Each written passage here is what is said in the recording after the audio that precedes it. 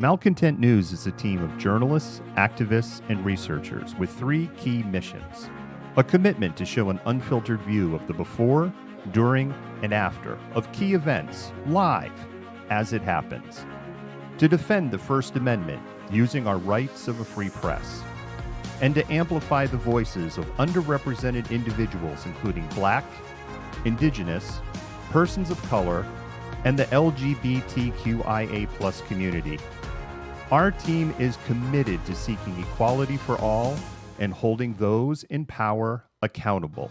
The easiest way to support Malcontent News is to bookmark our website at malcontentnews.com, like and follow us on Facebook, subscribe to us on YouTube, and follow us on Twitter, Twitch, Instagram, and in the Google News app. To provide financial support, you can become a patron, make a one-time donation through Venmo, or link your Twitch account to your Amazon Prime account and use your free subscription to subscribe to Malcontent News. Thank you for supporting independent journalism and for being a malcontent.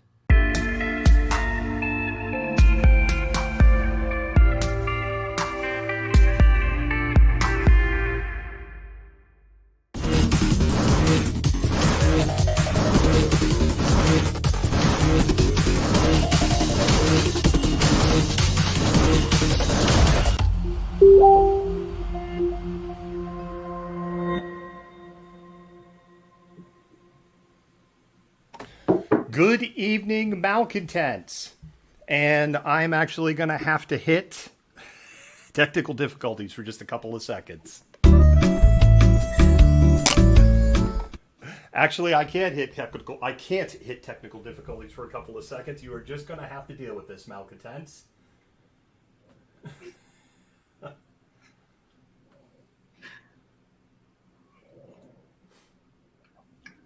There we go.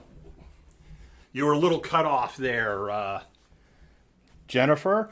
Jennifer, how are you doing this evening? I'm doing okay. How are you doing? I'm doing okay. We know that Jennifer, again, has a little bit of jerky video, but a much clearer picture today. We were troubleshooting it. That's why we started a couple of minutes late. That's also why her framing was a little off. We got on there. We're just going to roll with it, malcontents, because we've got a big show set up for today. And Jennifer, the first thing we'll do is we'll start with the land acknowledgement. All right.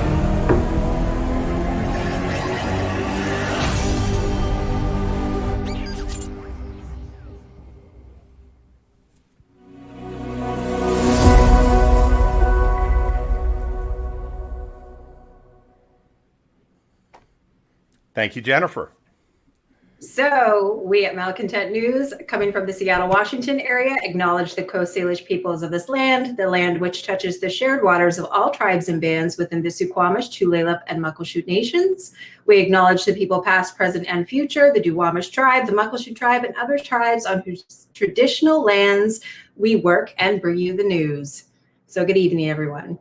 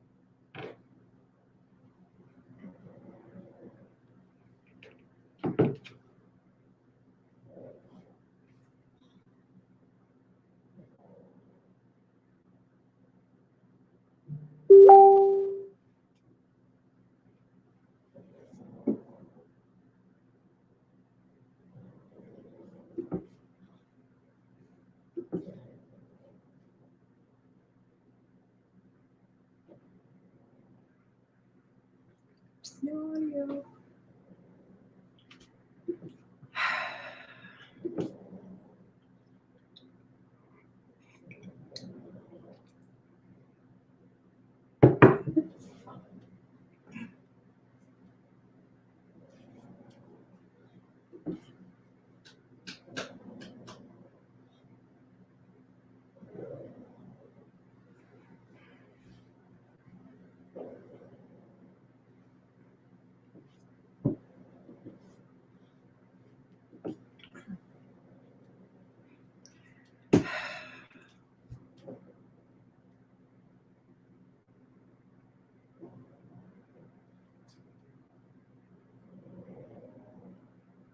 There's no sound.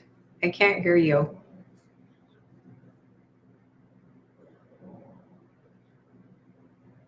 Oh, for the love of God. I've been muted this whole friggin' time.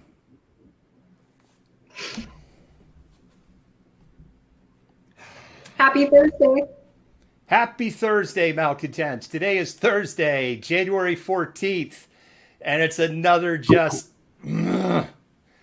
So let's start over with errors and admissions again.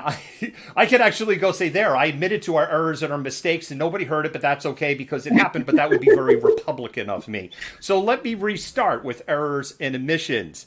What I wanted to say was, and I'll do this very quickly, there are 3 errors and admissions that we want to call out. The first error admission that we want to call out is during January 6th coverage, we had stated that Mike Pence had changed his cover photo on his Twitter to that of Biden and Harris. There were multiple reports of this on there, and things, of course, were moving extremely fast.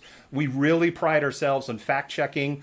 And that was one on just quick little cursory. Yeah, that actually looks true. The reality is, despite the fact at first glance, it does look like Biden and Harris. When you look at it a little closely, no, it is Mike Pence and his wife from behind. And for that, we apologize. The second one that we want to call out is also on our coverage on the 6th. I erroneously stated that on the 25th Amendment, it was a 14-day clock after it goes to Congress, technically for the second time. And that was erroneous. It's actually a 21-day clock. I will say that 14 versus 21 days actually would have benefited Nancy Pelosi. The point is moot in the sense of the application of the 25th Amendment, but I do want to call out that erroneous error. And then the third thing is on our story on Parler, in our haste to be first with that out in the news world. And we were first with that story out in the news world. We erroneously stated and accidentally stated Roger Stone was a founder of the Proud Boys. That is not correct, but he is one of 3 authorized spokespersons for the Proud Boys, and you could consider him a senior or principal interest. We have removed that error from the story and have noted that on the website. And so with that, I wanted to call out those 3 errors and admissions, and we will bring Jennifer back to the camera. And now the show is actually really rolling, and we're going to go ahead and jump into story number 1.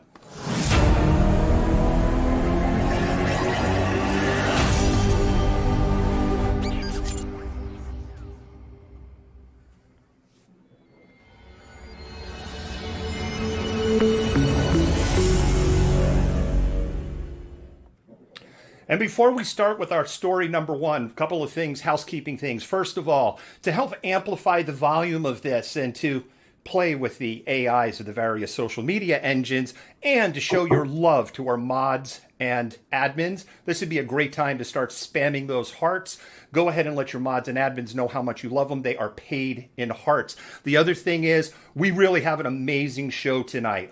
We have video of the firebombing attack on Black Coffee Northwest. We have an amazing interview with Trent Gowdy, including an award-winning photographer with multiple pictures that he took on the 6th. And Nate Gowdy, apologies. And we have Parler videos that have been scraped from when Parler just kind of left everything all unsecured, basically, for their last day up. We have a series of Parler videos that were shot in the Capitol on the 6th as part of our Insurrection update. So this is a great time to start that watch party, do that share, do that retweet, help amplify the voices of Black persons of color, Indigenous, as well as the LGBTQIA plus communities, which are all underserved. And so I just wanted to call that out. Jennifer, what I'm going to do, give a little background here. We'll roll that clip of the firebombing and then explain why this clip is important. And then we can have a little discussion about it. Okay. So Black Coffee Northwest was firebombed on the night of the 30th or the 1st, however you want to slice and dice the dates there. There has been no arrests on there. And what we've learned this late this morning is that the Shoreline Police, which is really King County Sheriff's Department because Shoreline contracts with them, has been sitting on this video for 3 months. The video is not of the greatest resolution, so you can't see everybody's face really well there. But the two individuals, there's more than enough to kind of go on. Hey, do you know these two a-holes in the clothes that they have? But so much time has probably gone by now that rolling the video out will conveniently make this investigation harder. And the thing is, the police didn't release the video. Black Coffee had to release the video. The other thing that's happened is that Black Coffee, since the start of January, has been suffering an increasing number of threats, racist comments, racist attacks, and then earlier this week, their building was vandalized with swastikas, which is the second vandalism of that building since they've opened up in late October. Their opening was delayed by about 3 weeks because of the damage caused by the firebombing. Although the firebombing never got into the inside of the building, it did force them to have to take additional security measures. Things have reached a point that a black business in Western Washington, in the suburbs of Seattle, has had to close their doors for 2 days minimum because of clear and specific threats to their employees. This is King County, Washington, where everybody likes to think they're really flippin' woke in 2021. And with that, we're going to go ahead and roll the security clip. There is no audio to this clip.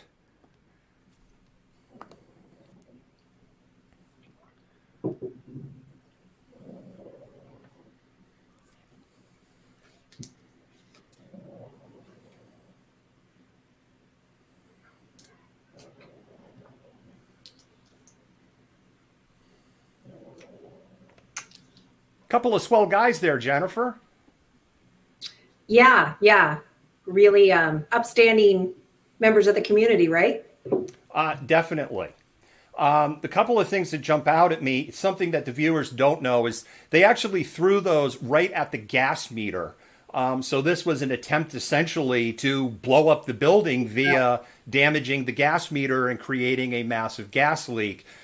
Those systems, though, for the gas meters are more robust, fortunately, something they didn't understand.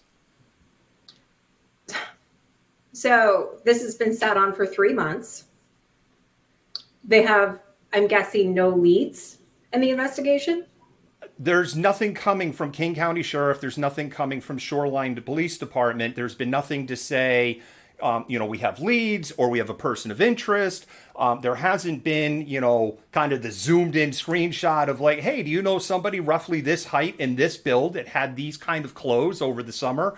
And that's why I say as the time is run the clock, it's going to be a lot harder now for people maybe to go, my buddy so-and-so is kind of like that tall and he has that sweat jacket and he has those shorts. And he's kind of a racist chud. It's a cannibalistic humanoid underground dweller. So, maybe I should, make a call.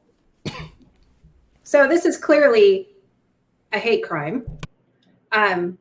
These people were intentionally trying to blow up a building they believed belonged to a black-owned, or they knew belonged to, was a black-owned business.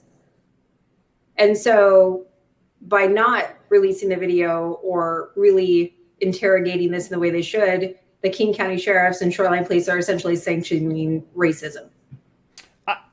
If it walks like a duck, if it quacks like a duck, if it swims like a duck. Yeah, I'll say it. I don't know. They're sanctioning racism. And it's juxtaposed by the dozens of arrests, literally dozens of arrests for, say, spray paint or broken windows at Starbucks. Now, I get King County Sheriff versus City of Seattle, different police departments, different jurisdictions. The other thing is, we do not advocate as an organization, as a news organization, the destruction of property. But that isn't to say that protesters use a diversity of tactics. We just want equality in the law. I don't think that's asking a whole lot. So why is it that precious Starbucks gets so much protection and Black Coffee Northwest literally gets nothing? I think it's a pretty cut and dry answer. I mean, we can sit here and beat around the bush all we want, but in the end, it comes down to, somebody, essentially a white male with a ton of money versus a smaller Black-owned business. And so, I mean, like I said, we can beat around the bush all we want, but it boils down to inequality, ongoing systemic racism within the police department, within the King County Sheriff, within the SPD, within the Shoreline Police Departments. And this is like completely inexcusable. And Shoreline has had a very challenging summer with a number of racist incidents that have happened within that city, stuff that we covered, Jennifer, before you came on the team. And the city of Shoreline and the King County Sheriff's Department was pretty weak sauce in their response to this activity. Another thing is there was a protest outside of the police station in City Hall, and everybody's favorite religious figure, Matthew, was there. Matthew tried to storm the stage a couple of times. People called asking for Matthew to be removed.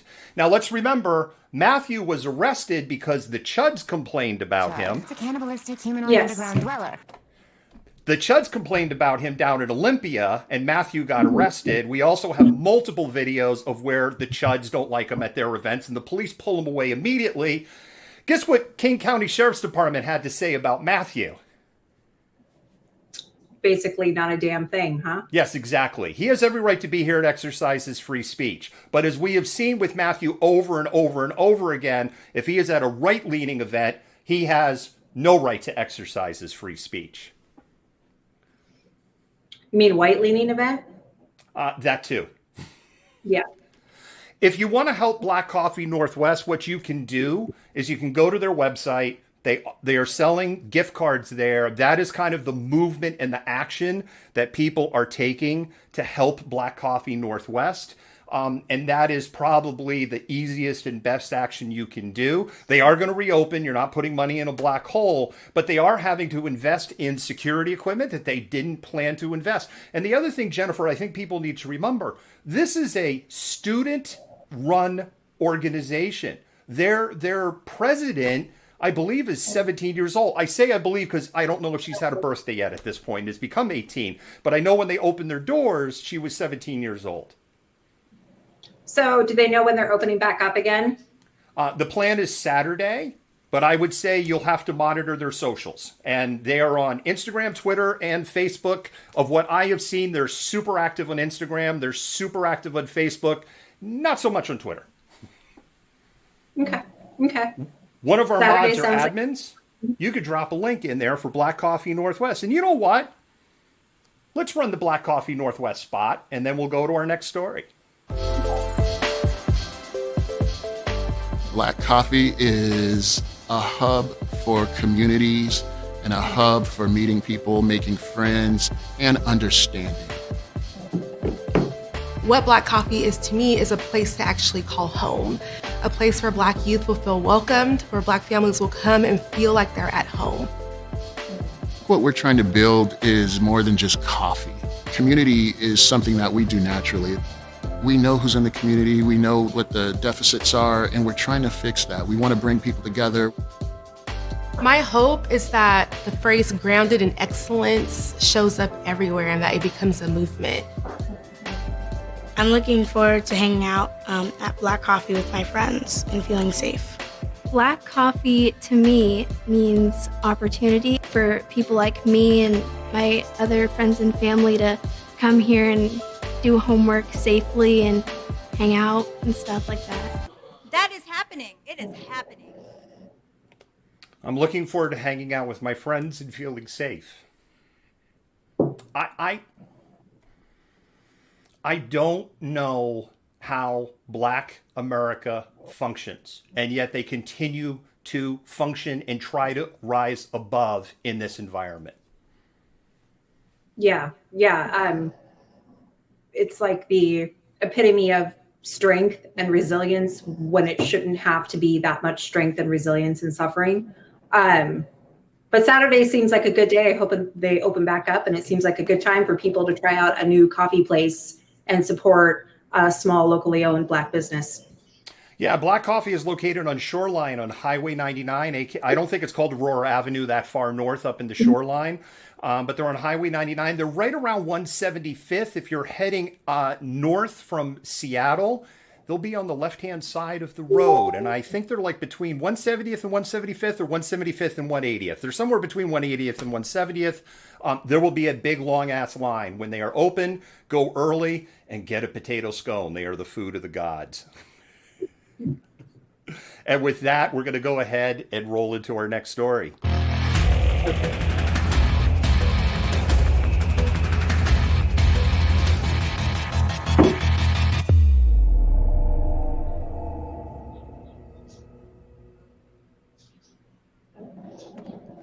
We have a very special edition of Behind the Pole tonight. Some of you may be scratching your head because Behind the Pole typically happens when we're out in the field and we are covering something live, and things start to go a little sideways, and we have multiple cameras that show additional angles and additional stories on what is happening. And so this is not the case today, because some of you be like, you guys haven't streamed out in the field for a while. No, it's not. We have a special guest for Behind the Pole tonight, and our guest is Nate Gowdy. Nate Gowdy is probably best known for a Time magazine cover with a picture of Bernie Sanders on it. Nate has been working on creating a book through the Trump administration, which he talks about. And Nate was in Washington, D.C. on January 6th. We had an opportunity, thanks to our Renee, our field producer, who set this up, to interview Nate. We wanted to run a shorter clip, but our interview, like the long clip with him, is almost 30 minutes. And he provided us 34 pictures, which we will publish out on our website. Probably tomorrow, maybe on Saturday. I only kind of waffle because I don't know what the news cycle is. And with that, I'm going to go. We don't have a 30-minute interview. We have a very cut down version of that. We will publish the full version of that interview out on Monday. But with that, let's roll Behind the Pole with Nate Gowdy. We're with Nate Gowdy, photographer out of Seattle, who is probably most famous for his cover photograph that was featured on Time magazine. Nate was in Washington, D.C. during the insurrection that occurred on January 6th. Nate, thank you for joining us today. Yeah, happy to be here, David. Nate, you provided us with 34 different images on the events. We're going to talk about a few of those a little bit further in. What I wanted to talk to you first about was, why did you decide to go to Washington, D.C.? David, I went to Washington, D.C. Because I could, and more importantly, because I've been working on a long-term project documenting presidential politics and protest in the age of Trump. And I've covered more than 300 events across 23 states. And this is the conclusion, the final narrative for my book. So, Nate, just so our viewers know, you actually did not go into the Capitol, but you were on the Capitol grounds as the situation turned into a full-scale insurrection. Yeah, I was on the side of the inaugural stage. I believe most of the demonstrators who breached the inside of the Capitol came in through the front. And because our reception was so bad, or my reception, everyone's reception, I wasn't monitoring the news, and it was literally anarchy out there. Nate, is there a story that jumps out in your mind on something that your camera didn't catch, but that's something your eyes and mind caught? And what would that story be? So I have tunnel vision on the stills, but I do wish at times I would have turned my phone camera on. Parts that stick out are when the mob found out a woman was tragically shot and killed inside the Capitol. The whole crowd started chanting, "I can't breathe." That struck me. They like to take a lot of leftist slogans and acronyms, and they like to repurpose them and in a way to antagonize their opposition. Other things you can't see in the pictures is these people were organized. They had step ladders, they had huge banners, they were ready to unfurl. They knew exactly what they were doing. There was a contingent of Proud Boys militiamen I caught walking toward the Capitol in the AM when the National Mall was empty. It was barren because everyone, all the day's demonstrators were at Trump at his morning address between the Washington Monument and the White House, and I saw them. I came across them on my way there, marching in the opposite direction.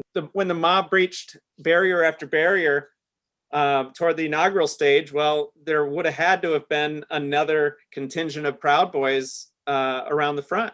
And so they were already divided up. And so basically they marched to a crowd of no one, literally almost no one, chanting F-word Antifa.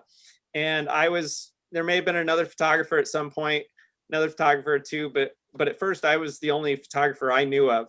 And they were threatening me. And when I said I was, media for Rolling Stone, they made fun of me and still assumed plenty of them seemed to assume I was Antifa.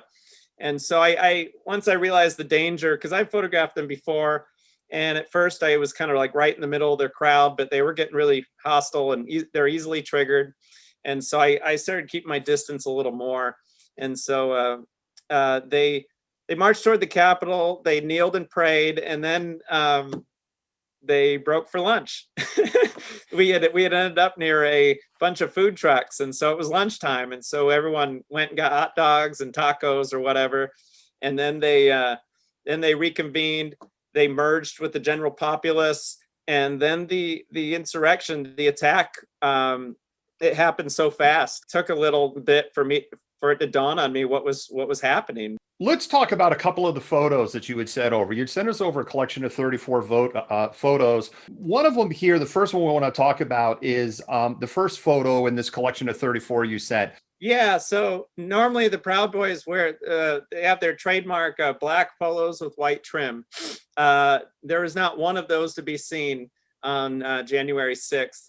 And the Proud Boys had telegraphed their intentions ahead of time, saying they had planned to be incognito, even wearing black and trying to mimic the look of Black Bloc. I can see why they maybe did that, because they didn't want to be labeled as Proud Boys, perhaps, with what they were intending to do. But they did have shirts that said Enrique Tarrio did nothing wrong. At one point I asked the leader, which was Rufio, I'm sure you've encountered him here in Seattle. I think he's one of the local Proud Boys from Vancouver, Washington, or wherever he's from. He was leading them in Enrique's absence, and I asked him, is there a quote? I took your photo. Is there something you want to say, for words to put with the photo, pair with the photo? And he said all he wanted to say was "back the yellow." On the subject of back the yellow, we've seen a number of videos that have come out of the insurrection in the Capitol, where Capitol Police were being taunted, were being told that Republicans hate you, that you should just quit your jobs. We don't back the blue anymore because who do you serve? Did you see any of that? And then what was the expression, the body language? I mean, how did the police react to all of this? Sure, great question. So they were almost pleading in the front. They were almost pleading with police, letting them know, trying to let them know that they're on the same side. And, like, hey, we don't want to hurt you. We don't want to fight you. I'm paraphrasing, but that was the gist. And basically they were like, hey, we don't want, don't make us do this. We don't want to have to do this. And so, and meanwhile, and I didn't capture it in a single photo, but, there are Blue Lives Matter, they're waving Blue Lives Matter flags. Meanwhile, they're attacking, they're pepper spraying, they're terrorizing the police forces who frankly had their kids' gloves on. From what I witnessed, they were doing their best to repeatedly de-escalate. And I've never seen that level in the last year of protests. I've never seen that level of restraint from, Seattle PD. I saw one video clip where Capitol Police officers dressed in full riot gear are evacuating out of the Capitol. They're walking through a crowd. They're being completely taunted. One officer, they all look very grim-faced and defeated. And one officer, when the insults are getting hurled, turns and it's like, I've seen that turn, right? And it's like, oh, here we go. And the other officers are just pushing them, because the reality is they were so deep in a mob that it would have not gone well, which is probably the tactical reason. It was just like, buddy, keep moving.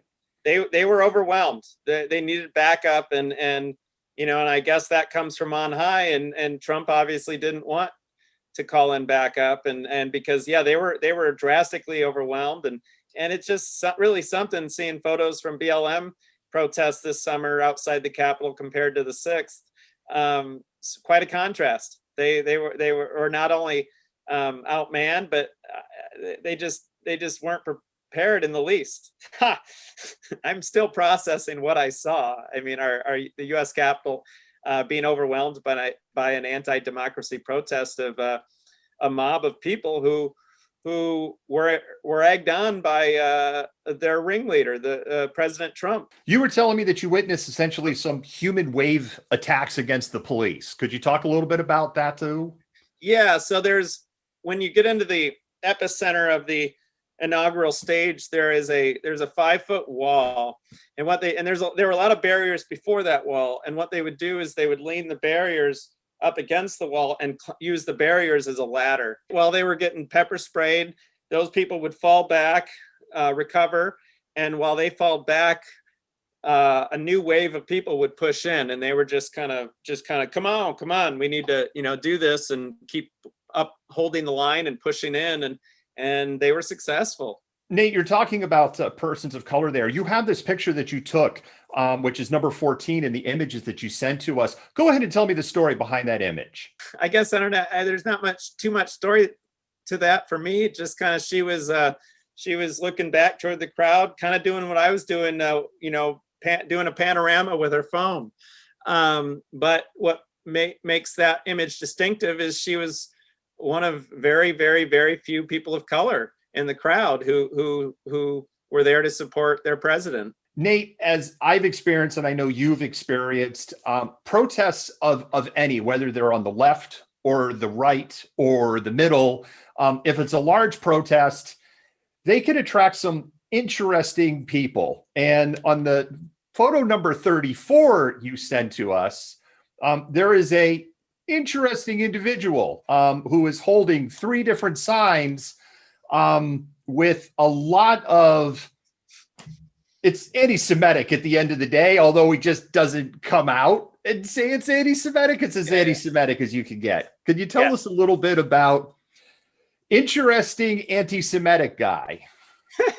Well, once I photographed him, he wasn't on the front lines and he wasn't part of the insurrection, directly part of the insurrection, but you always get characters and everyone, I'd say everyone around me that day was on the fringes, social, politically, but this guy is on a different, and also on the fringes in a maybe crazy, different kind of crazy way.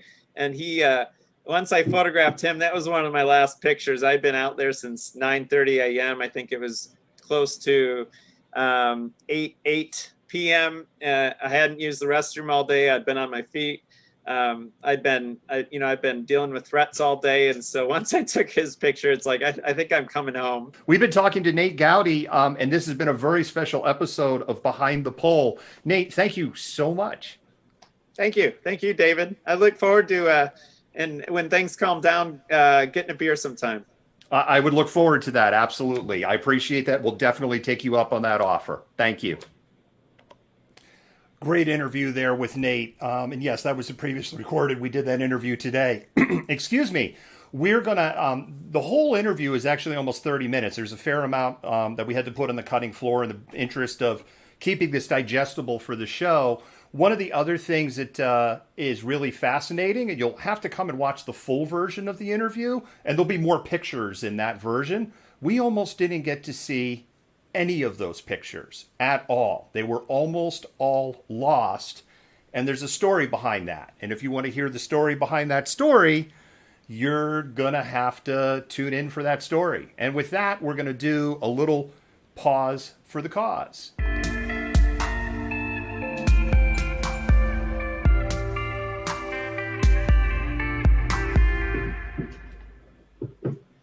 Hi, Malcontents. I'm David, the Malcontent, and I'd like to talk to you for a moment about supporting independent media. When you support us, you help us bring the before, during, and after. You help us defend the First Amendment. You help us amplify BIPOC and LGBTQIA voices, and you help us hold leaderships at a local, state, and federal level accountable. None of this would be possible without support by viewers just like you. When you become a patron for as little as $5 a month, you help buy technology, safety equipment, and help cover travel expenses so that we can continue to bring you news that you trust. If you can't become a patron, you can do a one-time donation on Venmo, and your dollars will go to the exact same causes. With your continued support, we can continue to amplify BIPOC and LGBTQIA voices while showing the truth on what is happening in the world around us. Once again, thank you.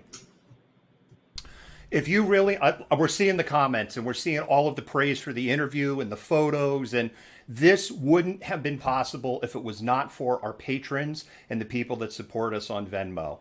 And one of the things I want to call out is if you become a patron, you will get early access to our documentary, which is Can You Hear Us?, which is about the events in Seattle from June 1 to July 4. And that will become available in advance to our patrons on January 25th.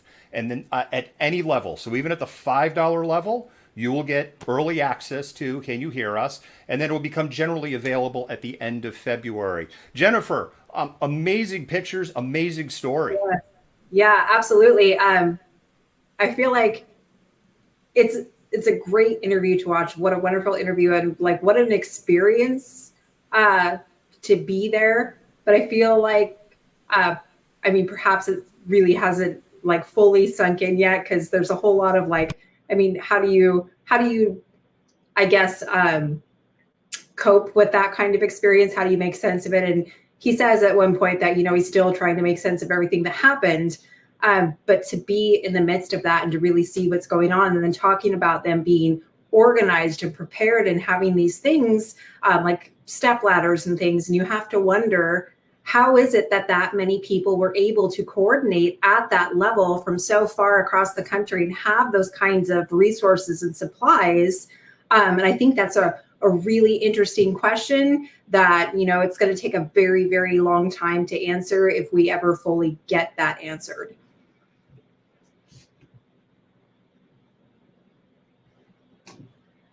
Your sound's off again. I can't hear you.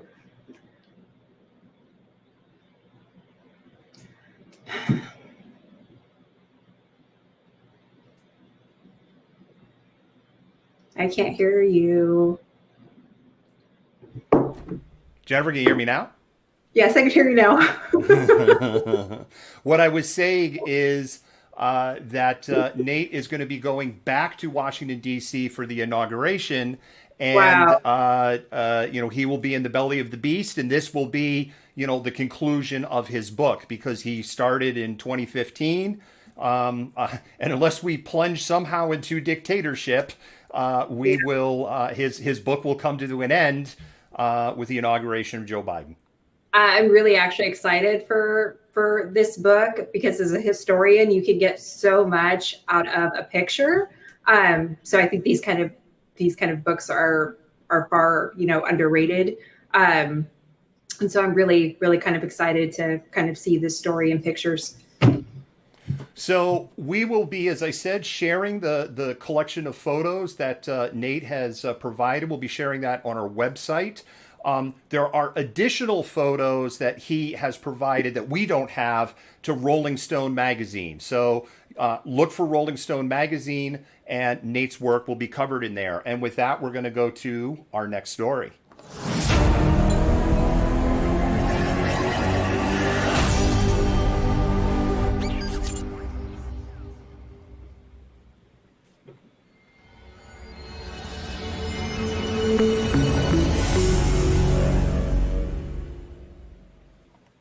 And our next story is a COVID update, because it's real easy with everything else that's going on to forget that 4,000 Americans right now are dying on the daily from COVID, sadly, kind of as predicted for January.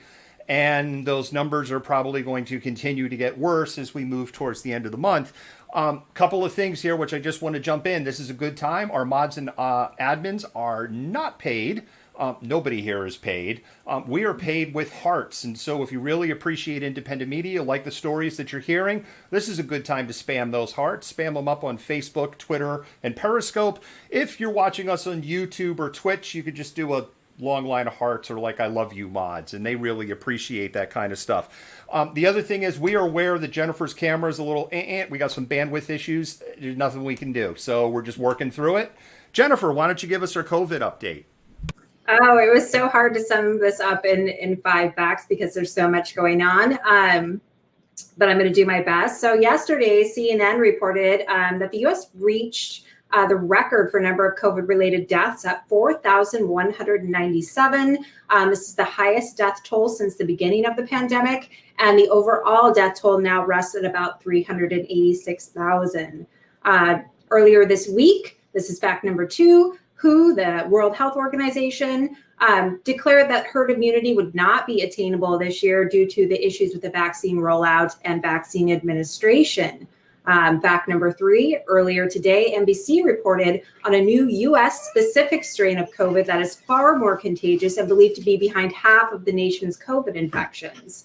Number 4, both Dr. Fauci and Eli Lilly expressed concerns earlier this week that the South African strain of COVID has more dramatic protein spikes that raise questions about both vaccine efficacy and the efficacy of antibody treatments given to people recently diagnosed with COVID, meant to help them recover faster and avoid long hospitalizations. And fact number 5, as of today, 3 U.S. lawmakers, including Bonnie Watson-Coleman, Pramila Jayapal from Washington, and Brad Schneider, have tested positive for COVID after sheltering with other unmasked lawmakers during the Capitol insurrection. Good news, though, and hopefully it passes. Biden introduced details for his $1.9 trillion stimulus plan today, which includes $160 billion to bolster vaccination and testing efforts. One of the things that jumped out at me on these 5 fast facts in the $1.9 trillion package is that Republicans all of a sudden, as we predicted, care about the national deficit again. Oh, yes, of course. We're back to worrying about the tab, which seems like a really, I mean, it's kind of their thing, especially when there's a Democratic president. But it just seems like such a bad timing to be worried about that when you're basically on the verge of an economic crisis as a result of a global pandemic that was basically ignored by the previous administration. Now is not the time to be worried about purse strings, right? Right. Yeah, the Trump administration in 3 3/4 years, because we don't know what the deficit growth will be for this final quarter until a quarter after he leaves. His deficit growth has been $7.1 trillion. Now, I know that the chuds, cannibalistic humanoid underground dwellers, are going to quickly say, yeah, but Obama grew at $8.6 trillion. He grew at $8.6 trillion over 8 years, and almost all of that was in the first 3 years because he was given a completely destroyed economy when he became president of the United States in early 2009, inheriting the worst economic, actually the second worst economic downturn since the Great Depression, because Donald Trump gave us the worst economic downturn since the Great Depression. Yeah, exactly. And for some reason, that rationale just falls on deaf ears. With Trump supporters, there's a big difference in 4 versus 8 years. And the fact that, you're only talking about really slightly less money over the duration of Trump's 4-year term versus Obama's 8-year term. The facts just don't add up to them for some reason. I don't know why. And for the records, chuds, I didn't vote for Obama either time. So, no, you're an Obama lover in the comments. Sorry, chuds. The other thing I will toss out there is that Obama was willing to work across the aisle that he essentially took the Bush economic recovery plan, the Bush economic recovery architects, put them in his administration, and largely just executed the Bush 43 plan. Yeah, exactly. again, those kind of facts fall on deaf ears when it comes to Trump supporters, because it just doesn't align with the narrative that they've created. Yeah, it doesn't. The other thing that jumps out at me is this growing chorus, right? We had this thing with Sir John Bell maybe about 10 days ago about the South African variant and his concern that it was resistant. Well, you won't want to say that the vaccination won't work on this strain, but it is more resistant on this strain. And we're starting to see a chorus of voices starting to say this. Yeah, and it's not just the vaccine, it's the antibody treatments, right? Because of the different types of protein spikes that are on the South African strain. And as of now, I was looking before we went on air, they haven't seen any of the South African strain in the US that I'm aware of. But with the way in which it's traveling and, the rate of contagiousness of these new strains, it's only a matter of time before it comes here. And the fact that we now have a US specific strain that's accounting for half the cases in the nation is really troubling, because how long before ours starts to mutate in that same way? The other thing that I think people need to understand is when you have something increase in its virulence, its ability to spread, or I should say its contagiousness, but the virulence doesn't increase, that is actually when you get a lot of problems, because you get this very fast spread that makes people really sick, and people that are hospitalized and need all these drugs and need oxygen and 4 people to help keep them alive. If you look at a disease, say like Ebola, the reason we've never had like a global outbreak of Ebola is so lethal that it tends to kill the hosts that are carrying it around. And so it has a harder time getting this really rapid community spread like we see in a disease like COVID-19. Yeah, no, exactly. And again, this just goes back to, we haven't even begun to see the cases that have come out of the insurrection. If you, watch the video, the majority of those people are not wearing masks. How many people did they come into contact with? How many people did they potentially spread it to if they were infected?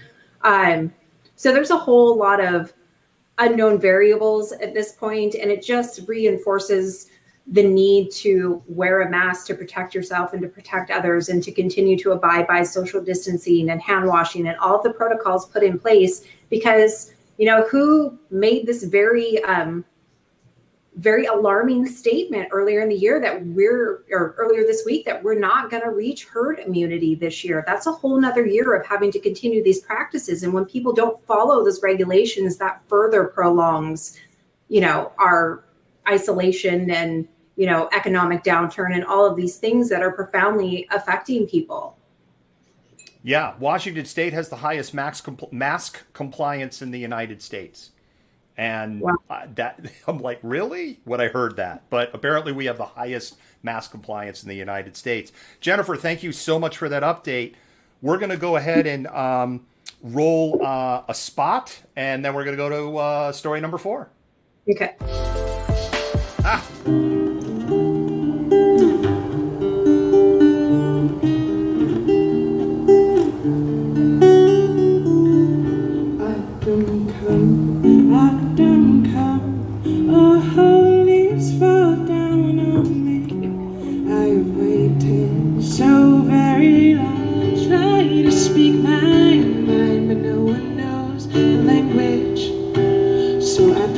To the side. Music has a power greater than words can really express. Songbird, sing a song to me. Let me know where I'm supposed to be. It's such a shame, yeah. Well, I was your TV girl. The EP is called Blue, and my website is classicelishamusic.com.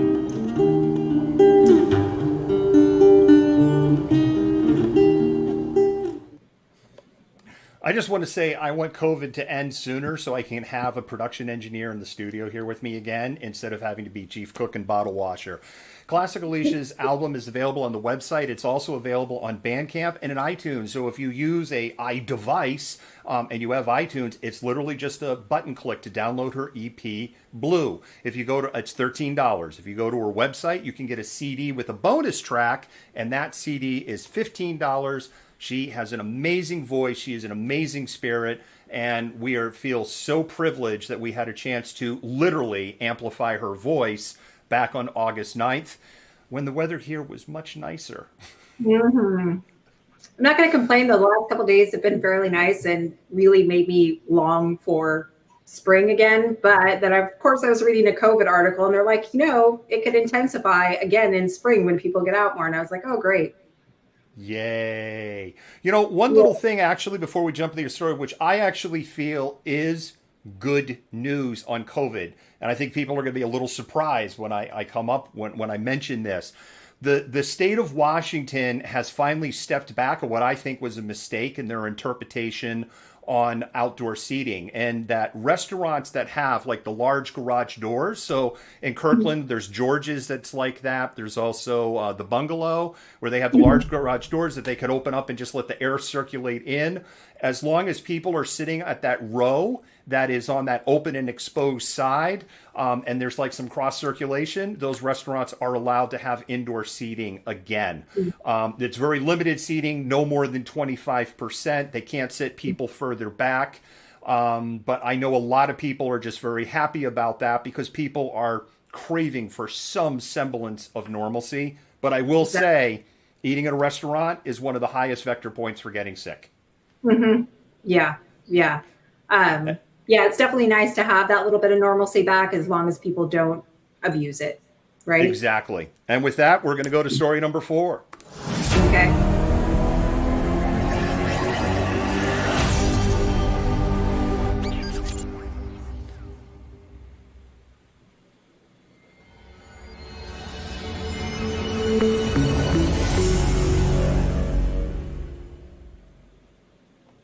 Well, one thing's for sure, Jennifer, John Sullivan is probably in some sick and demented way that a lot of people in America know his name tonight. Mm-hmm. Yeah, absolutely. And I don't know, we're going to watch this clip here shortly, but I don't understand this guy's end game. I really don't. Yeah. And so to give you a little background here, John Sullivan, we're going to dive into tonight who is John Sullivan. Max Blumenthal has done tremendous research on this that he released earlier today. And here in Seattle, working with activists in Salt Lake City, where John is from, Rebellion Baby, that's their handle on Twitter. They have done tremendous research on John Sullivan, and they have painted a very interesting picture. John was a central figure in a number of videos that were shot on the Capitol. He was also right there when Ashley Babbitt was shot. He was the individual that told the police officers, and in some ways he is partially culpable in getting shot because he was the one telling them, you just need to leave or you're going to get hurt. Just walk away, right? He was in total road warrior mode. Just walk away. Just walk away. And they just walked away. And surprise, surprise, 30 seconds later, Ashley Babbitt is dead on the floor. Yeah, no, it's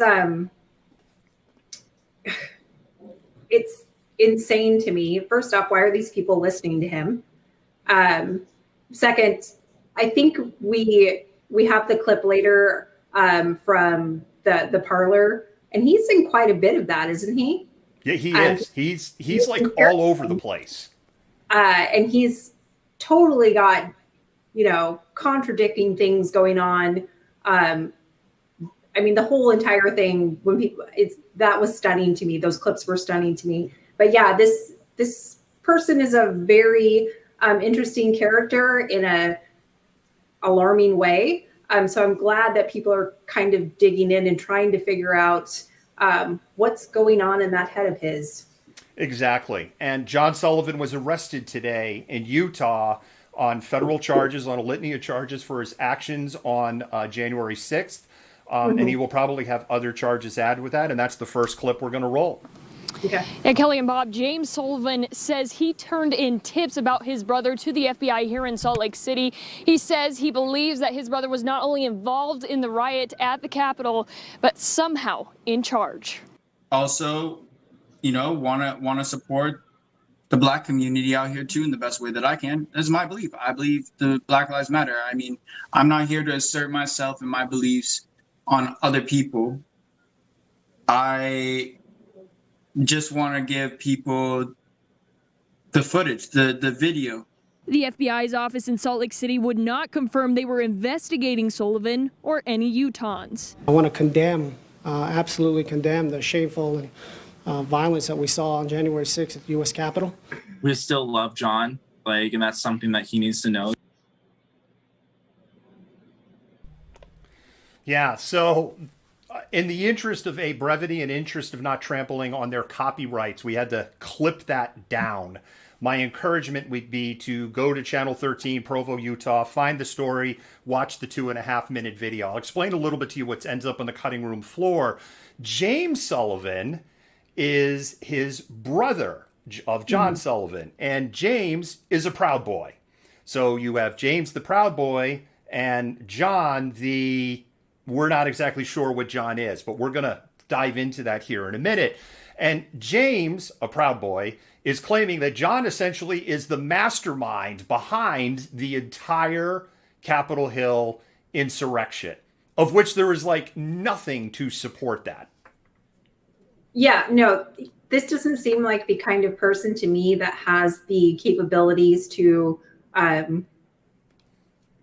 construct this kind of organized insurrection. He might have been there egging it on. He might have been there, filming for attention, whatever he was doing. But this whole thing is so bizarre because to me, he's kind of like trying to play devil's advocate in the worst kind of way. In ways that are not necessarily useful for anybody. And it's back to what is his end game? What is he really trying to get at here? Well, his end game right now is probably a jail cell. But when you start connecting the dots, and we're not, again, getting into Charlie of It's Always Sunny in Philadelphia, trying to figure out the mailroom. He has this crazy chart in the back. This is actually a pretty straight line, but it does kind of end at a question mark at the end. But it's not a good question mark at the end. And so with that, John, nobody knew about him until July when he popped on this scene about creating what he said, bring your guns, and have this violent protest in Utah that ended up with him getting arrested. Now, after that happened, John would be doing interviews with people. We've got a little bit of this video clip here that's running right now on a tweet. And so he interviewed a person. And as you see in that tweet or maybe an Instagram, they're like, John just promoted this and, put things in writing that I didn't say. So in other words, in promoting this interview, they promoted it as something that this individual didn't say at all. And it was something portraying Black Lives Matter in a very negative light. And allegedly, John is a Black Lives Matter activist. Allegedly. Again, like I said, this person is playing like devil's advocate in the very worst possible way. But why go to the lengths? I know very little about him, but does he identify? He doesn't necessarily, from my understanding, identify as BLM. That's correct. And we have that in this clip where he's like, I'm supportive of Black people, but he really dances around this issue of Black Lives Matter, this movement of Black Lives Matter. And we got some more clips and evidence we're going to show where when you start to unpeel this onion, you start to go, well, wait a minute, what's actually going on here? John's bad behavior of outing activists, outing people, spurning people on to commit violence, but then disappearing when things happened, not being kind of the commander in his own making, resulted in John being canceled out of Salt Lake City and essentially kicked out by anybody associated with Black Lives Matter at any level. So he did what any other rational person would do after that. Oh, no, he didn't hang his head and say, okay, I've been kicked out. He went to Portland and stirred his special brand of trouble there in Portland and was canceled there. He then tried to go to Los Angeles and Seattle, but by this point, everybody was kind of on to the game that he was playing.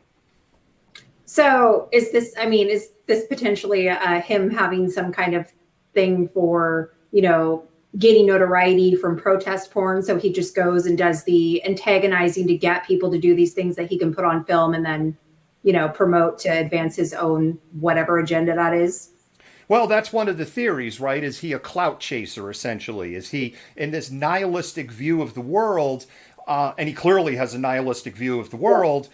Does he get something emotionally or monetarily out of being this agent provocateur that moves from both the left side and the right side? Wow. There's so much problematic about that. It seems like maybe now some of this is catching up to him, although it doesn't sound like this is the first time he's been arrested. But I mean, some of again, we're going to show clips later of the Parler stuff where he's in the Capitol with these people, and he's clearly playing both sides, both antagonizing and, trying to get people to rein back. So yeah, this is such an interesting story. It is. And then he set up this website for, essentially black bloc in a box, right? You can go to this website and you can buy black gear in a box, right? It's protest gear in a box. And the website didn't have any SSL certificate. And anybody who went to that website and bought stuff was doxxed. So again, it becomes this very interesting thing of he set this up.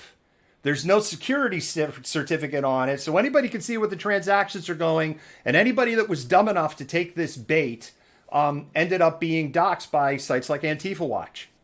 Wow. That is, how do you expect, I just don't understand. How do you do something like that and engage in that kind of behavior and expect activist communities anywhere to accept you? Because it's not like activist communities, especially in the Pacific Northwest or in the, what's considered the American West more broadly, are disconnected from each other or don't have networks of communication and exchange that they're going to go, hey, this person is engaging in these kind of behaviors. You need to look out, and people aren't going to listen. So, yeah. So one of the things that Rebellion Baby discovered in their research is that he has multiple online personas and multiple Twitter accounts and multiple Instagram accounts. And surprise, surprise, all of these accounts interconnecting to each other and like and follow and share each other. But when you start digging into some of his accounts, you all of a sudden discover, if you look at people he's following and stuff that he likes, there are things that he likes and follows that are deep on the far right wing, like, people that want to destroy the government, people that are in 3%ers and Proud Boys. And he's like right on and liking that stuff when you go down into his rabbit hole of his own making. Okay, so he's essentially trying to play devil's advocate and look like he's supporting both the right and the left, but he's essentially far right. Potentially. Now, when he was in the Capitol, Jennifer, he was filming and asserting that he was there as a citizen journalist. But guess what? He was being filmed. He was being followed by a documentarian crew that's making a documentary about John Sullivan. And in one of the comments that he makes in the rotunda, we're not going to play that clip, but one of the comments that he makes in the rotunda when they get in there is he basically tells the person filming them, and I guess this individual in some way is connected to CNN. I can't quite remember how at the moment, and I don't want to get it wrong. So I'm just going to say that individual is somehow connected to CNN, but they're not there. They were not there in the capacities as CNN reporter. They were there as a cam ops and basically was like, this is going to make you famous, right? This is his reaction in this moment, which just immediately kind of goes to, wow, dude, you kind of sound like a narcissist. Yeah, just a little bit. Narcissistic sociopath. So yeah, that's particularly interesting because I'd been reading something about that last week. And this person is like, I believe it's a female, is super sympathetic to him. And it's a very kind of interesting, because I was reading, I was like, this is very, very strange, especially, from what I've heard about him. So I'm kind of interested to see how that documentary pans out. especially relative to some of the more in-depth research that's been done? Well, what's interesting is Max Blumenthal uncovered some things today that he shared. And it turns out that on this documentary, there are some very deep backers. And one of the backers behind this is Thor Halvorsen. And guess what? Thor Halvorsen is a neoconservative operator in kind of the same vein as like a Project Veritas. Oh, wow. And he is one of the primary backers of this documentary.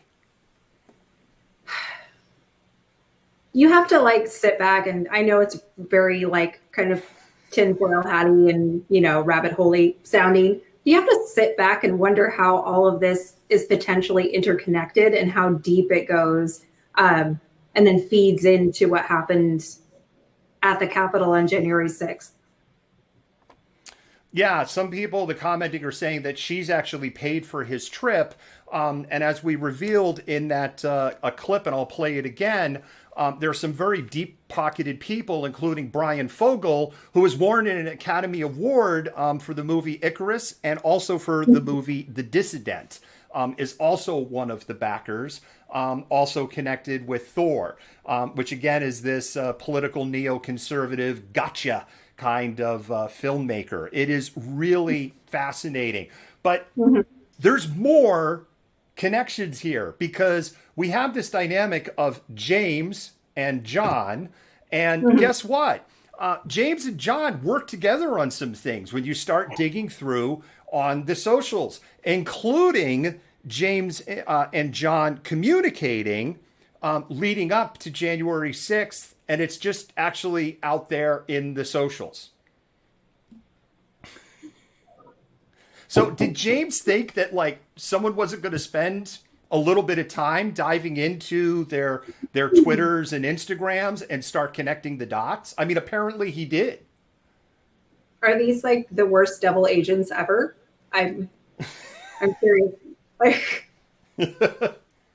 it's astounding to me, these people that think they're so clever and do all of this stuff on social media think that people aren't also equally as clever, if not more so, and don't understand how research works and how easy that stuff is to find. It really is stunning. And then we have this where John actually platformed the Proud Boys and was also seen with Thad Cisneros outside of the Washington, D.C. Hilton after the insurrection on January 6th. He was then questioned shortly thereafter, John, by the FBI and released about an hour later. So now the question has to be asked. How on earth could a alleged Antifa, BLM, destroy them all, burn it down to the ground activist be chilling at a restaurant with one of the senior people in the Proud Boys and walked away from that interaction without his face pounded in? I mean, I know what the answer is, but I'm just like, I'm asking it to the audience. Yeah, no, exactly. I mean, it's like 2 and 2 makes 4. It's essentially that simple. And then the last thing that we have here is his website, Insurgents USA. And we have this clip, and I may play it a second time. But when you look at that, and I'm going to go ahead and roll that just one more time. When you look at this image, which goes back to this Utah event that caused, which he has scheduled for January 23rd, doubt that's happening now. The one thing that jumps out, there's not a single mention of Black Lives Matter on the page or the event that's coming up on January 23rd. Wow. Yeah, he's both A, bad at being a narcissist, and B, really bad at doing like covert operations. So I'm guessing a job in the FBI or Navy SEALs or something along those lines is not in his future. I think the conclusion that is really hard, I think you can conclude this. John is not for Black Lives Matter, does not represent Black Lives Matter. John certainly was not the mastermind of of January 6th, Ali Alexander would have a very, very strong opinion in particular on who the mastermind of January 6th is. And if you look at John's personality, if John wanted to play that card, he'd be playing that card because that seems to be his personality. Yeah, I think if he thought he could take full credit for staging that insurrection and planning it, he probably would. It's interesting to me, though, there are people actually coming out and wanting to take credit for that. Who wants to, actually be proud and assume responsibility for planning and organizing a potential traitorous, seditious overthrow of the U.S. government? The one thing that's undeniable, regardless of John's politics or affiliations, because it appears, in essence, he has no affiliations and he has no politics. He was involved in an attempted overthrow in the U.S. government. That part is undeniable. He is, through his words and actions, a contributor to the death of domestic terrorist Ashley Babbitt. That also is undeniable. And by his actions, he is at least indirectly responsible for the death of at least 2 police officers. And if we count the 2 people that were arrested and killed themselves after the FBI arrested them, 6 domestic terrorists. Yeah, no, absolutely. He is totally both complicit and culpable and needs to be held accountable for these actions, which is probably not how he thought this would pan out. And so I'm really curious to see how the documentary frames that. If documentary ever sees the light of day, because that's the other question I think starts to pop up in all of this. The one thing that I will say, I certainly wouldn't trust anything that comes out of John Sullivan's mouth. I just say that objectively.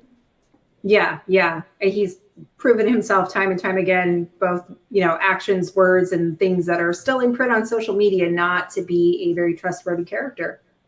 If you want to read the entire Twitter thread, there's a 43 tweet thread. It's a long read. I recommend you get a Threadripper or a Thread reader. You can actually, there's websites. You can just drop the link in and it'll just aggregate it into a simple reader.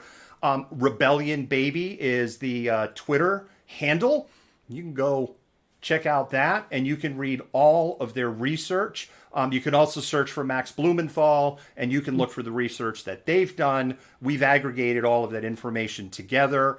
And we will be clipping this in this segment and offering it up as a story. And with that, I want to do a thank for our patrons and we'll go to our last story. Okay.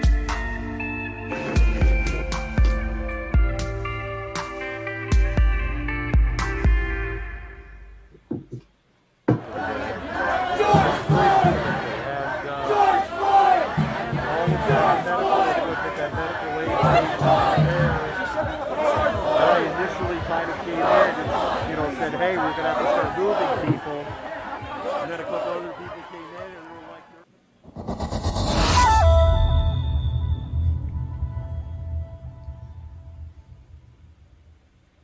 Now the police to be held accountable for their actions.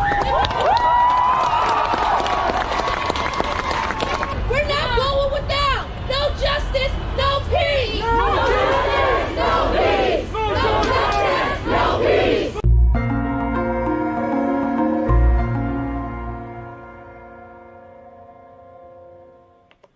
That's a small clip to our documentary, Can You Hear Us? It will be previewing to our subscribers on Patreon on January 25th. It'll become available publicly in February. If you want an early preview of Can You Hear Us that includes never seen before video and commentary and tells the story of what happened in Seattle from June 1 to July 4, you can become the patron. You go to Patreon, look for the Malcontent for as little as $5 a month. It helps us continue to bring independent media to you.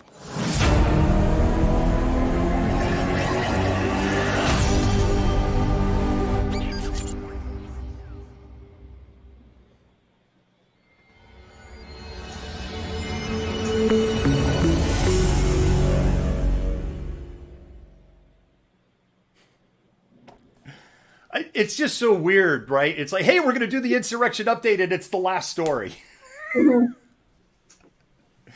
So I think the first thing, Jennifer, is Donald Trump has the bigly, huge, amazing distinction of winning twice. He is the first president in United States history to be impeached twice.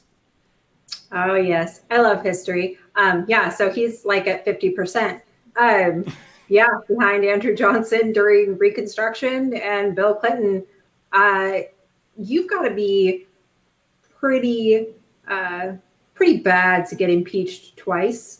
And it looks like there's potential for there to be a conviction in the Senate as well, which would actually make him the first to be impeached through the Senate, which is also super historic. So I'm excited about that because the other, of course, Clinton's impeachment and Andrew Johnson never, they were acquitted by the Senate.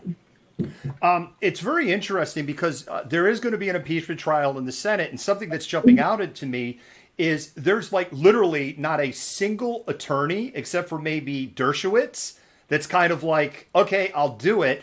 I know that Rudy was on the table to do it, but Donald Trump just said, yeah, don't pay Rudy. Yeah, of course. I mean, and did Rudy really think that he wasn't going to end up one of the I didn't get paid by Donald stories? And it's interesting to me. I remember when I was younger, what a big name Alan Dershowitz was. He was taught at an Ivy League institution.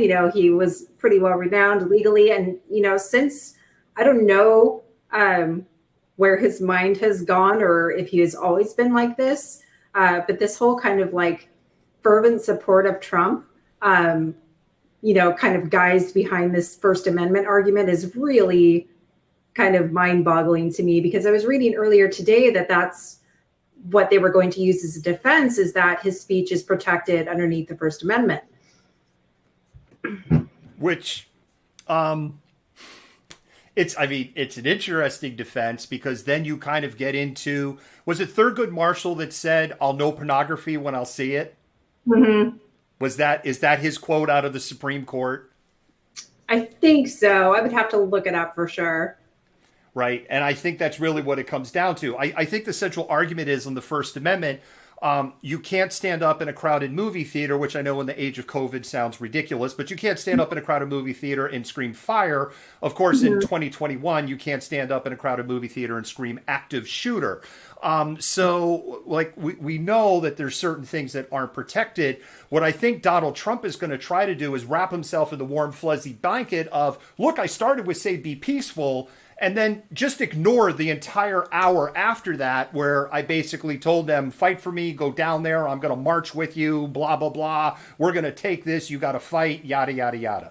Like, that part didn't happen. I told them to be peaceful. Yeah, so it's actually Justice Potter Stewart that said that. Justice Potter Stewart, thank you so much. Stewart, Potter, just for clarity. So this whole, the lengths to which the First Amendment is going to have to be litigated is pretty intense, because it goes back to that question again, then, is hate speech potentially protected underneath the First Amendment? That's a huge question, and I think they're really going to have to continue to, oh God, I'm frozen in like the worst possible frame. They're really going to have to, litigate this in very interesting ways.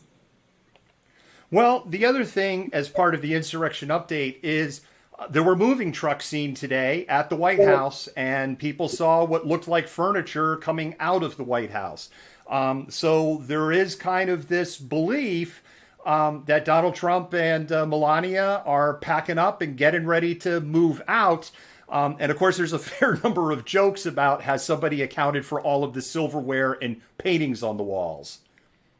Yeah, I know, because what was it? They were showing earlier, like a bust of Abraham Lincoln going out of there. And then one of, I can't remember, his chief of staff, Mark Meadows' wife, was carrying out a taxidermied bird. Just, yeah. So it's interesting. And somebody had been telling me before, they thought it was super interesting that potentially, they thought Trump would take items of value out of the White House. So I'm wondering if that's actually going to come true. Yeah, we'll have to see. The other thing that's interesting in the insurrection update is this goes back to the Chuds. Chud. Cannibalistic, humanoid, underground dwellers. They really like to talk a big game about, we're ready and yada yada, but there's growing word that with 25,000 armed U.S. troops, I say U.S. troops, they're National Guard, but they're armed and they have been authorized to use lethal force under military rules of engagement, which basically would be don't fire until fired upon first. And there's a lot of word going that the Chuds are going, yeah, you know what, we're really big and we're brave. Yeah, okay, no, wait a minute. I guess not. So apparently, rain quashes their plans, and anybody that might use any kind of force against them. So yeah, I'm curious to see too how that pans out. And I think you were on to a good kind of theory the other day when you were talking about, there's all this, buzz about what could potentially happen. So they put all these forces in place. And so now nothing big is going to happen. And then the far right can say, hey, we told you so. It's not that big a deal. Yeah, the big concern now is what's going to happen at the state capitals. But of what we have seen so far in Washington State with the session was there, miserable weather, 750 armed National Guard troops. And they decided 20 of them showed up. And one of the 20 was Crazy Matthew from Seattle, who we talked about earlier, who got himself arrested because he was annoying the Chuds too much. Yeah, and it's interesting too. I mean, how would they organize? Because who's going to want to take responsibility and pay for their trip again and bust them in? And, Airbnbs are closed down and there's all these limitations on who can be in Washington at this particular moment in time. I just don't see the same level of organization being there like there was for the insurrection on the 6th, unless they've got T-shirts made, and then we should really look out. Well, and that's also been discussed by some of the counterterrorism experts and FBI in that kind of pulling the plug on Pollard, dropping the hammer on the Q accounts, the hardcore hate accounts, the neo-Nazis accounts, the fake accounts, and the bots. They have, in a sense, cut off a lot of the communication machine for national coordination. The concern that those same experts have is at the state level, this is more like text when I say text, it's Signal, it's Telegram, and they have more of a direct communication network and operate as smaller terrorist cells. Yeah, and that's interesting too, because I'm wondering, have they had to divert national, the National Guard in some ways to account for the potential violence on the U.S. Capitol? And will that potentially leave some of the state capitals less protected? Well, certainly that's a question you have for states like Maryland and Virginia, who have significant deployments to support those particular states. I haven't looked to see if Pennsylvania has deployed anything, because that would be a state in my mind where there could be significant risk, just knowing everything that is in that state of their Capitol building getting stormed. Like if I were to be putting bets down, I wouldn't be betting against Pennsylvania. Yeah, no, and I think that's interesting too. And we were actually having, I edit at a journal at the University of Washington. And so our primary editor is Bruce Havling. He's a historian of science who also I taught U.S. military history with, and we were talking this morning about these local far right extremist groups like the Proud Boys, like the 3%ers, thinking that they have the right to organize as militias. And so we were talking about in the state constitution that you can't actually technically organize as a armed militia without being sanctioned by the state's governor. So it's just kind of interesting to me the ways in which these people either don't understand or have interpreted the Constitution to fit their agenda. On the sidewalk, guy said Pennsylvania should get the Amish out there to build a fence around the Capitol because they would be able to build it efficiently and quickly. Yes, absolutely. I think he wins the internet tonight. On the subject of insurrection, there's a lot of people on Parler that just don't seem to understand that if you're going to go and overthrow the government, filming yourself trying to overthrow the government is not so smart. No, it's really not. And when Parler lost Okta to handle their security, everything essentially just became free and in the wild. And Parler didn't pull the plug. They continued to operate without Okta security.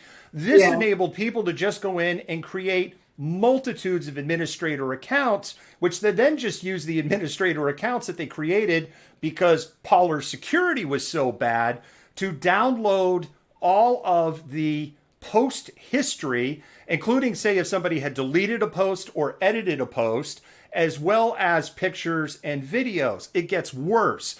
Pictures and videos have something called EXIF data on them, EXIF, which has the camera brand, model, serial number, which then goes right, identifies to the person's camera in their hand, time, date, and GPS coordinates. Now, if somebody had all of that information turned on by accident, and say you upload that to Twitter or Facebook or Instagram, those sites scrape that EXIF data off. Parler didn't. And so what's happened is that people are now building these interactive maps that now will be able to go to in a few more days and click on a point and then watch the Parler video or see the picture that was taken at that exact geographic point. In the case of videos, Jennifer, about 1 million videos uploaded, 64,000 of those, so 6.4%. People need to turn the EXIF data off. Very interestingly, that includes 4 videos out of the East Precinct in Seattle. Oh, how convenient. How convenient. Those might be interesting videos to see. Now, I say interesting, they very well could be nothing, right? We don't know. It very well could be nothing. It very well could be, hey, here's the protesters outside, or it could be something very insightful. But we know that there's 4 videos based on that map that are in there. But the first videos that hit are the videos that were shot in the Capitol on January 6th, and they've been made public. I have spent more time than a human being should have to spend watching this. It's awful. And with that, we've made a compilation of some of these video clips. I will say there isn't anything particularly horrible in any of this. There's certainly nothing like the shooting of Ashley Babbitt or anything like that. I will put just a little casual warning here. Some people have maybe experienced a lot of protest violence, might have some issues in what they're about to see, but I'm going to go ahead and roll the clip. And this is going to be a good time. If you've got questions, mods, admins, I have seen a couple of questions go by. We've had a lot of comments going. Not quite yet, mods and admins, but when the clip is over, if you could start slapping those questions in, that'd probably be good for Jennifer and I. We literally just got on the Capitol lawn. Let's go! Let's go! Let's go, girl! Let's go! Fuck Biden! Fuck Biden! All Americans for Trump! Trump 2020!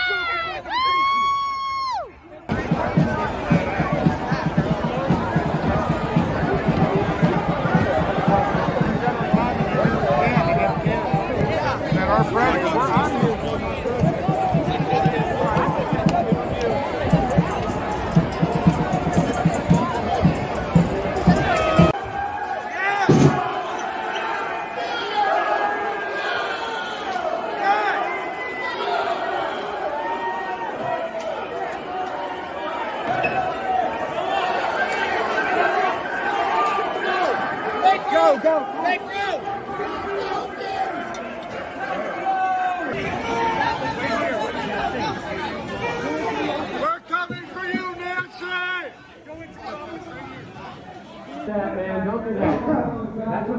What's happening?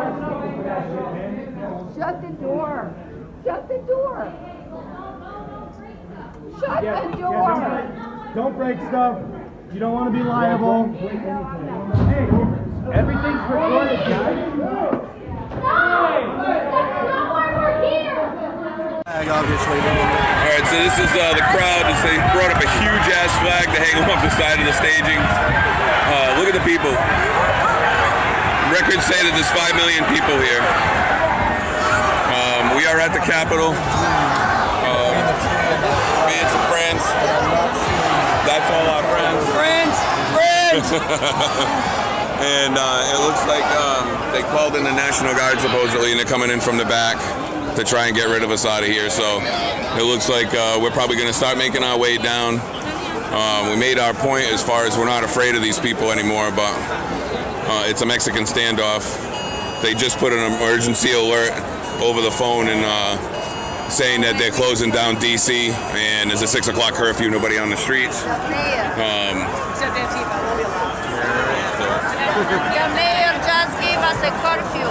6 o'clock, right? Yeah. Unbelievable. Yes. Yeah. They also told us not to storm the Capitol.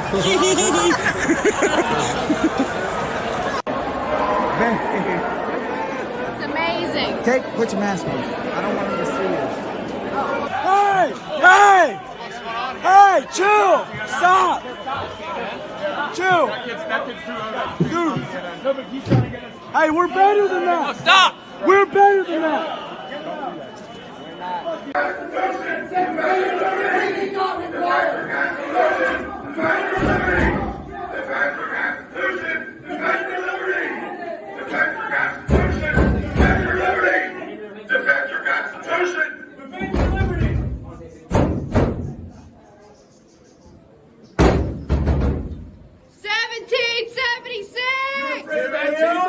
Well, guess what? America showed up!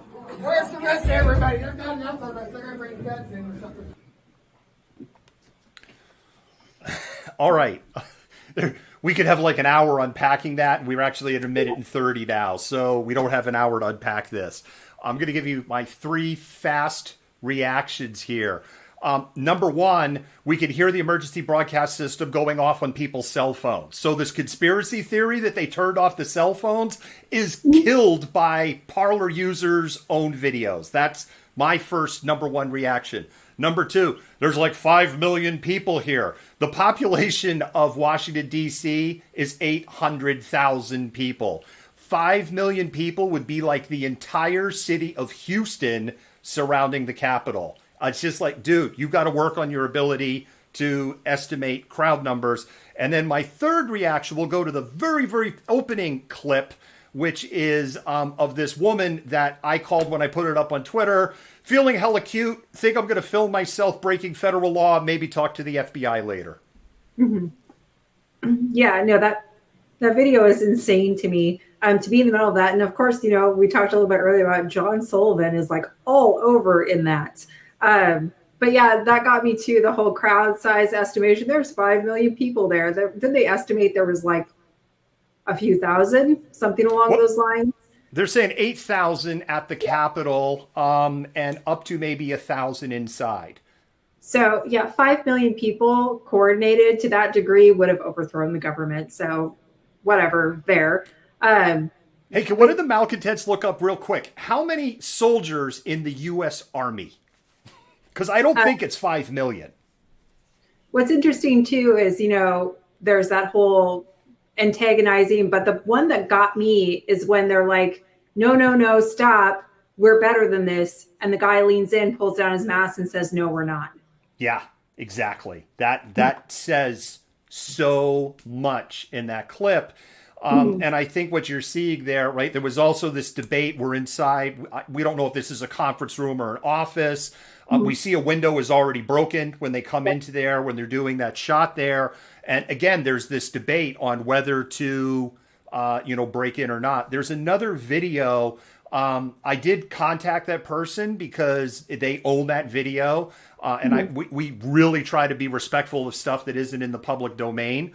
And I never heard back from them. And so maybe we can link to it up on our page or something. This is a real terrifying video. It's about 2 minutes, 17 seconds long. And it's people that are in there and they stop and like they've got maps and they're like, okay, where are we at? And they are clearly coordinating on the offices they want to target and where they want to go and what's on this floor and what's on that floor and how people need to split up to get to it. And this is a real smoking gun of advanced planning. Yeah, no, exactly. And it goes back to that too, the claim that was made, and I can't remember who it was yesterday, made the claim that there were people taking reconnaissance tours the day before the insurrection. And there were, lawmakers actually leading them around. So you have to wonder, I mean, again, it sounds tinfoily, rabbit holey, kind of a little bit crazy, but you have to wonder how deep this goes and how many lawmakers were actually coordinating to try and overthrow their own government. 1.3 million soldiers total is what our malcontents are telling us. 480,000, because not everybody, right? Some are in logistic positions, etc. 480,000 soldiers in the capacity of bang bang. Wow. Yeah. So apparently 5x the U.S. military, bang bang was there. Okay. Whatever. In the minds of a Chud. Chud. Cannibalistic, humanoid, underground dwellers. I mean, things have reached a point, right? You have to laugh about it because otherwise I'm just going to curl up in the fetal position on the floor and start crying about it. So, mods, this is the time to start giving us the questions that have been going by. I see the chat's been super active tonight. I know we've had a great audience. We'll do maybe like 5 or 6 minutes for questions, and then we're gonna call it a night. But this is the time to go ahead and drop those questions in here. There's a ton of debate going on the size of the U.S. military in the comments right now. The other thing is KD Mudd said, yes, the traitor tours. And there are some serious questions that are being raised, as you brought up, Jennifer, on tours on January 5th. I have seen some stuff where people are saying, there's CCTV videos of this, but I haven't seen any of it released. And so I'm not quite ready to go, look, until there's some more than just kind of these accusations that are floating around right now. No, exactly. I do think it would explain a lot of how people knew where, hidden offices were and things like that. But I'm with you. Until there's something concrete that comes out, you can't really, it's nothing more than an allegation at this point. Okay, so Dora had a question, but we answered it. Yes, my view is I really don't know. What the government intelligence experts are saying, what the chatter is coming from some of the right-wing militias. Another interesting fact: militias, armed militia groups that train, practice, have command and control, are illegal in all 50 states, and no state has ever cracked down on any of them. But they are all illegal. So it's a question for me personally, but based on their histories and their patterns, when they face strong resistance, they don't show up. And I think it's maybe a good time that we stop referring to them as militias and giving that kind of a label any kind of credibility. There's a question, and I saw when we were playing Nate's video and his use of the word of anarchy, and there was a lot of anarchy in the comments. It's a joke. There was a lot of anarchy in the comments about the use of the word anarchy. I'm going to quote the movie, The Princess Bride. You keep saying that word. I don't think that word means what you think it means. And I don't think that he meant it in the context that people are taking it. I think he meant it in the context of it was chaos, not that this was anarchists. And so if you're asking for my answer is I think some of you are reading way too much into his use of the word. That's my 2 cents. I call it as I see it. Any other questions? Oh, wait a minute. We got a question. What benefit do the insiders government get by overthrowing the government? How do corporations benefit from autocracy? Well, this is an interesting question. This was something that we observed as our nation's capital was under siege. The stock market was going crazy, and it went up even more the next day. And what I heard is like, well, because they threw him out, a Biden administration means that we'll get more economic stimulus, and that's good for the economy, and that's why it's going up. In a logical, functional world, I would think that the stock market would just be collapsing, at least in this is going on in real time. What's the benefit do they get? Well, how much do they already control as it is? Because we see a lot of corporations lining up right now going, Yeah, we're suspending our contributions to the Republican Party, and the Republican Party is shitting their pants over it. Like, this is the thing that Mitch McConnell's upset about. Mitch McConnell isn't upset over the insurrection. Mitch McConnell is upset over the damage that Donald Trump has done to the fundraising mechanism to the Republican Party and for losing the Senate. He is absolutely blaming Donald Trump for what happened in Georgia. Yeah, they're really, really worried about that loss of money right now. And then again, going back to that question of what do lawmakers gain by overthrowing their own governments, if these are far-right GOP lawmakers that are engaging in this, they're going to, if they're successful, be in Donald Trump's eternal good graces. And that alone has its benefits for keeping them in power. It's all about staying in power.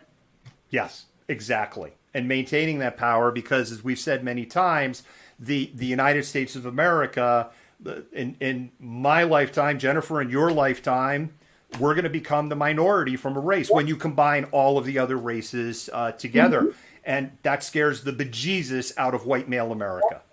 Yep, exactly. It's the same fear they had during the Civil War and Reconstruction and, before that, when during the Revolution, they were promoting this fear of pan-Indian and pan-slave alliances that went into the War of 1812 and went on. It's always been that fear of we're going to become the minority and they're going to treat us the way we treated them. Yes. There's a lot of questions about where's Yoda tonight. Yoda's downstairs, probably wondering when he's going to get fed and if I'm ever going to come downstairs again. And yes, Yoda is celebrating his birthday today. Yoda is 17 years old. He's 1 year away from being able to vote. Just kidding, Chuds. But he certainly would probably be a better voter than some people in how they vote today. I guess we would just leave the ballot on there and it'd be wherever he pooped. That would be the thing that he voted for. Mm-hmm. Yeah. Well, happy birthday, Yoda. Yes. And I think with that, because we're over time, what else is new? We're over time. I think this is the part where we say happy trails and good night. If you have not done it already, if you like independent media, no, I'm not calling out for money. This is the opportunity to follow wherever channel you may be on. We're on Twitter at Malcontentment T. You can follow us there. We're a very active Twitter channel over there. You can, of course, on Facebook, we're at Malcontentment. You can look for Malcontent News, and you can like and follow us there. Please like and follow us there. We are not clout chasers. We are not I'm not Katie Davis going, I lost 17,000 followers because they turned all the Russian bots off overnight. That's not how we roll here. However, we could do a lot more as an organization when we get to 10,000 followers on Facebook, and we're getting close. So I'm going to start pushing, please, Facebook, follow us. Twitch, you can subscribe, you can follow. It is one of the easiest ways that you can spread the love. And one last thing is we're going ahead and shutting this down for the night. Spam those hearts. Let those mods and admins know that you appreciate all the hard work they do. Jennifer, thank you for another wonderful show. We will be back for Martin Luther King Day. Yay. Happy Monday, or have a good weekend, everybody. I'm tired. I think we're all kind of tired. Yeah. And with that, I'm going to say Malcontent out. Malcontent News is a team of journalists, activists, and researchers with 3 key missions. A commitment to show an unfiltered view of the before, during, and after of key events, live, as it happens. To defend the First Amendment using our rights of a free press. And to amplify the voices of underrepresented individuals, including Black, Indigenous, persons of color, and the LGBTQIA+ community. Our team is committed to seeking equality for all and holding those in power accountable. The easiest way to support Malcontent News is to bookmark our website at malcontentnews.com, like and follow us on Facebook, subscribe to us on YouTube, and follow us on Twitter, Twitch, Instagram, and in the Google News app. To provide financial support, you can become a patron, make a one-time donation through Venmo, or link your Twitch account to your Amazon Prime account and use your free subscription to subscribe to Malcontent News. Thank you for supporting independent journalism and for being a Malcontent.